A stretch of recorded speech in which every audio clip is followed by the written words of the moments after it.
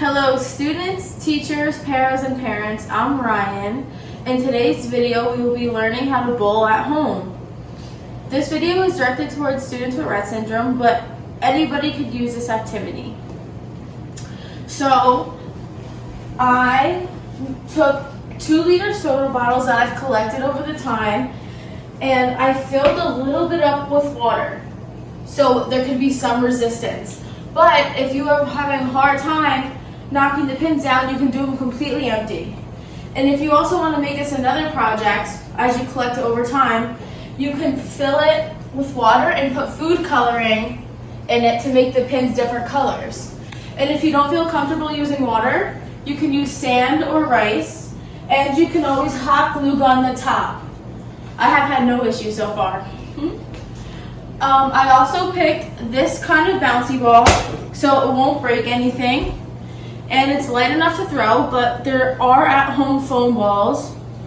But since this video is directed towards Rett Syndrome and I have a lot of personal experience with it, I know their hands are their safe haven, so they keep their hands always closed up, or they're always playing with it, whether they're happy, nervous, sad, no matter what.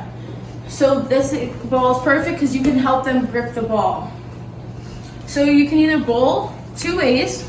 You can grip the ball with one hand and help hold your arm to direct it, and you'll pull back and knock the pins over. And like in bowling, you're going to take away the pins that fell over so they're out of the way, and then have them go for their second time. And you can move closer or move further back and take the water out if none are falling down. So if I'm up closer, still going with one hand, directing them and following through.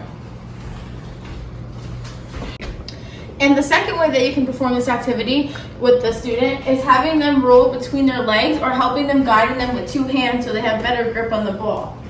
And like I said about the pins before, if you're doing the two-handed one, it's going to be harder because you have less force. So you might want to take the water out of the bottles. See? Perfect. In my experience with Rett Syndrome, the students just get beyond excited when they know that they did something right. So even if they knock over one pin and you cheer them on, they're going to be so excited. They're going to smile, they're going to dance.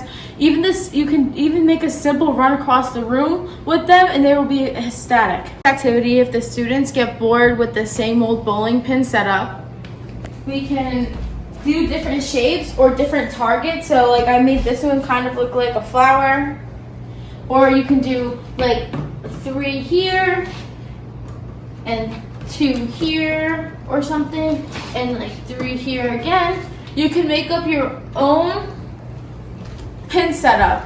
And like I said about the pins before, I picked the 2-liter bottles because they look closest to a bowling pin to me, but you can take any water bottles you have at home, Gatorade bottles, or if you even have an at-home bowling set, anything can work. So I hope you enjoyed this video and I hope you have a lot of fun with it.